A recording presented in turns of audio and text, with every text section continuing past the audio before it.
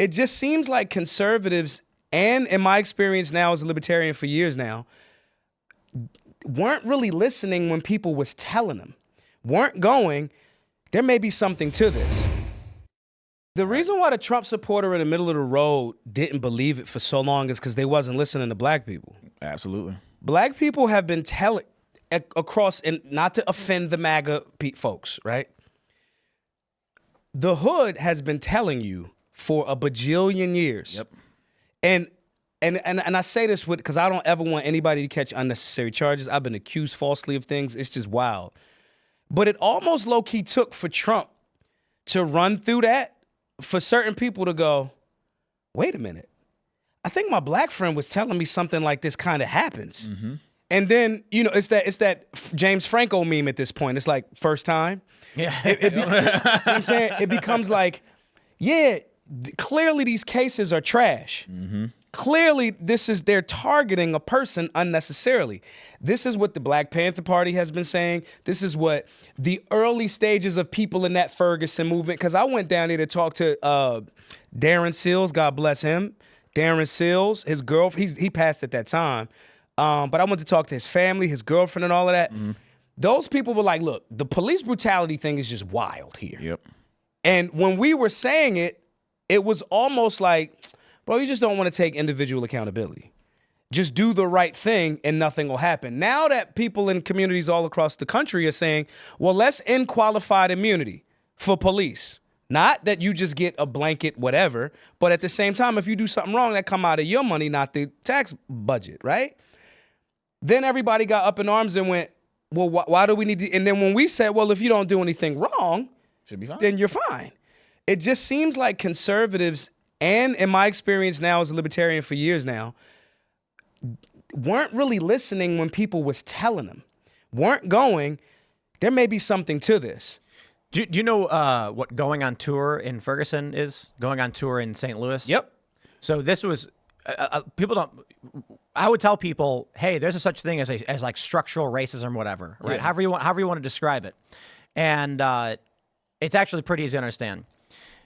In St. Louis, the city itself is actually really small. Mm-hmm. There's something like 99 jurisdictions built up around it. So what makes St. Louis is actually a whole bunch of really small suburban enclaves. Like Atlanta. A lot of those were built because of, so Pruitt-Igoe was the name of urban development housing that was done, I think it was in the 60s, intending to help poor black families have a place to live. They said, oh, this will solve the problem with these big complexes. Then they basically abandoned them, and they start falling apart. People get hurt, people get sick. There's a lot of crime in the area. There's a lot of poverty in the area. Cultural decay. So white people are like, we don't want to live around this. This is a problem and a mistake. Crime's getting up way too high. So they started moving and creating new suburban enclaves, which creates this wave of small cities in the St. Louis area. Mm. So it's not that the cop is racist. It's not that the court is racist. It's that there were systems in place due to racial tensions that resulted in a system. So when the cop pulls over a black dude and says, look, man, you got a busted taillight, I don't know what to tell you. He's not doing it because the guy's black. He's doing it because of a busted taillight. Right. The problem is these jurisdictions are set up to where you get something called going on tour. And this is what the guys in Ferguson were telling us. Like, because we went to a couple of these families. We asked them, why are you guys having trouble with the law? And a couple of stories we heard was like, my license plate expired.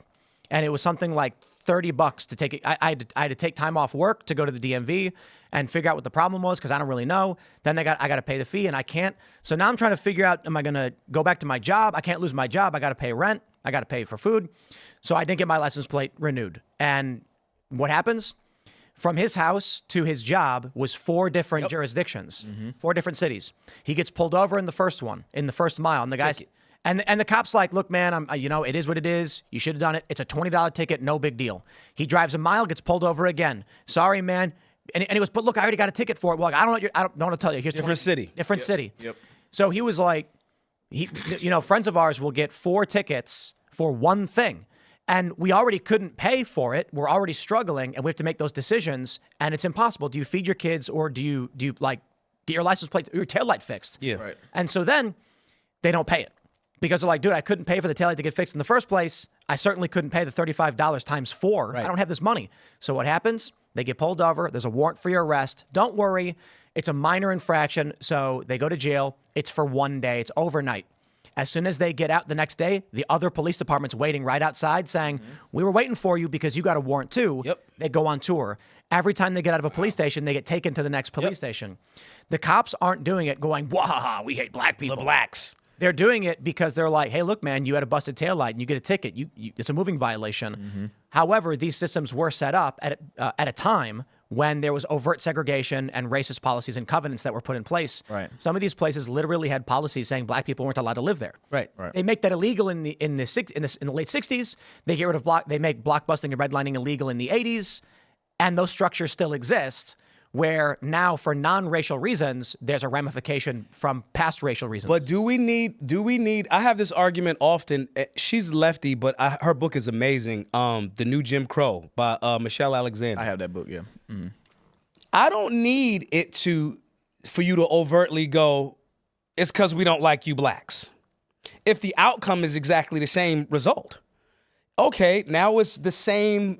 This guy's going on tour. This guy's losing his job. Yep. This guy still probably might lose his house. Now it's like, hey, bro, you in jail all the time. What's wrong with you? Now you a social pariah. My point in saying all of this is I don't need it to be, I just need people to start acknowledging and overturning these systems. I don't need you to go, well, that whole Nuremberg defense, I'm just doing my job. Like, your job was created and that system was created to do the exact same thing that's happening right now. I don't care if you're calling me nigga or not as you do it. And that's the part where people got to just start being honest about and not having to experience one of your own, right? All of the Trump folks is now going like, oh, man, because your guy. And I rock with Trump. The Art of the Deal was one of the first real books that I read in high school. I don't need you. We shouldn't have to get for one of your guys that's already a multi-billionaire to have to go through this, and you're ignoring other Americans saying these things are wrong from the gate.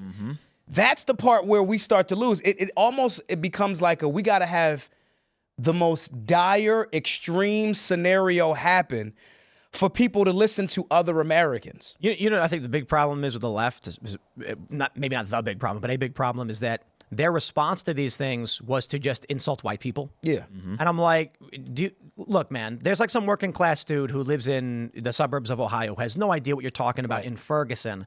So if you come out now and say white people are bad and white people are doing these things, that guy's going like, why are you yelling at me, man? I don't even know you. Right.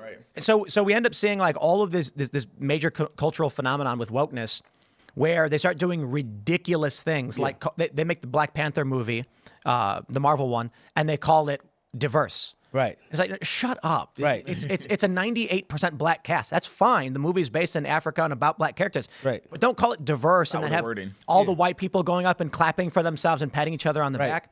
They ended up just doing more racist stuff and then acting like they weren't racist. Because I am of the belief, man, this is gonna sound really mean.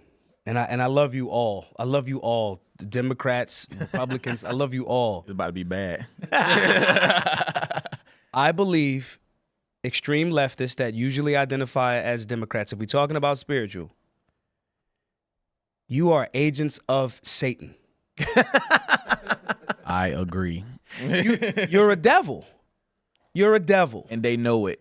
And I think these people up here know it, and I think the trickle down, and then they start to learn, and then they get inculcated to it, like that white liberal that goes, absolutely, I'm moving and getting away from the black folk. Yep. On the surface, every Hollywood movie, especially like in the 80s, remember how like all of the villains were like, oh, that's such and such, he's a philanthropist, he's the nicest person, and then behind closed doors, he's like the villain. Yeah. That is... If we had to personify what a devil is, that's what those type of liberals are. And then you identify with a party that has done some of the, if not the, most devilish, satanic things in the universe. The universe. So at a certain point, I start to go, you're not unaware of this. Now, again, they may be comfortable enough, right? They go, well, I can tell Tim. I absolutely would get rid of the... They might not say the N-word publicly, but at the same time, they are 1,000% complicit with a system that is designed to destroy their fellow American. These are the same people that will struggle with, you got a problem with an American flag. But it's projection is a result of people only knowing what they know. And so for a lot of these regular working class Joes of any background, many of whom shifted heavily towards Donald Trump, including the white Trump base, they often don't believe this because it's not within them to do. These uppity leftists and liberals who outright go around screaming white supremacy is everywhere they're confessing. You're the white supremacy. They're saying that they know in their heart they have these feelings. That's why we've long called them white supremacists with guilty consciences. So basically, Tim, you're calling white liberals white devils. That's a shirt. I mean, I draw the distinction at, like you mentioned, up here and down here. Like the high level people, oh, dude, I think they're evil. Yeah. I think they're outright nihilistic. They think only they matter. Nothing else matters for anybody else. They sow divisions for money. They lie, cheat, and steal. And they got a bunch of people duped who are not smart enough to realize or too disinterested. And they think they're good people on the right side of history, as they call it. It was a cold wake-up call for them on election day when they realized they weren't. And a lot of them panicked. Yeah, I think too many of the general public that it's like my gay homies, right? They're gay. Gay. But then it started going so far that they like, bro, what's this kid doing in here? Yeah, right. Right, like what you doing? Like, whose man's is this that was like, this is okay? And so that's where I gotta say it's spiritual. Y'all went so far with it. So far. That even people that was just like, yo, I just kind of wanted to marry my husband. Yo, it's wild that Gays Against Groomers is called an anti-gay, anti-LGBTQ hate group. See? It's like, what? They are gay. What are you talking about? Man, the psyop that they've created in people's minds is crazy because, like, for example, my grandma. My grandma is an old school, black, churchy, conservative woman, right? But she refuses to devote anything outside of Democrats. I call grandma, I'm like, grandma, everything you have ever taught me, literally, it goes against everything that she can't even name why she contend. Like if I call her right now on the phone and ask her why, she's gonna start telling me to shut up after a while. Yeah. I'm just shut up. I'm just like, but everything that you have ever taught me, from church to hard work to, getting up on time, making sure I do everything right, etc. You don't like gay stuff. She don't like abortion. She don't like none of it. So I'm like, why do you continue voting over there? That makes no sense to me. And she's convinced herself. Well, people have convinced her. TV's convinced her because from her generation, TV was the truth. Everything on TV was the truth. So whatever you stuck to watching is what's the truth, CNN or whatever. So I'm like, grandma, you keep giving the same talking points that they're giving that you don't even agree with or whatever. I'm like, I understand you may not like Donald Trump or maybe not like those particular politicians, but most of the values on that side or libertarian values or whatever, that's what you raised me on. So tell me why you continue voting Democrat. And she can never give an actual reason. Because the whites, I'm telling you, that's where I give the leftists that phrase. The phrase being placed in a proper context and on the right people matches. That is white supremacy. If I can convince you that everything that you value and believe in, you're going to do it, you're going to live it, but you're going to vote for the people that's saying and doing the exact opposite. That is, Hollywood, y'all know that's what Merlin the magician, his wand was made out of Hollywood. To create illusions. If I can bluff you, I can beat you. And if I can cast a spell that thorough, that an elder that's that wise, that has raised this many children, that has done this, that is evaluating, that is that has stayed alive, experience a certain level of racism and vitriol that you and I will never experience, right? If I can convince that person to vote in their own disinterest, that is a certain level of supremacy because I have supreme power over your mind. Man, even convincing people, like, again, with the oppression thing, I've explained before. I've said, first of all, I cannot walk around here talking about I'm going through so much. I've had great grandmamas go through civil rights era. I've had granddads be run off by the Ku Klux Klan, etc. Do not sit here and tell me that you're going through so much. We had grandmamas and aunties or whatever from back then that were successful in the face of actual racism, like actually having to get up in the middle of the night because the KKK outside for your granddaddy, or actually dealing with having to not go to the same water fountain, or somebody beating you up for knowing how to read, etc. You mean to tell me you're telling me you got a bed, Wi-Fi, etc., all this stuff every day, and you telling me you going through something? I don't think you're going through. I think it's a slap in the face to my ancestors for me to walk around here talking about I'm oppressed and I can't do something because of the white folks. No, they did as much as they could in the face of true racism, and we walking around here talking about we can't do nothing. Thanks for watching this clip from the Culture War podcast. We're live every Friday, 10 a.m. to noon, so subscribe and come hang out.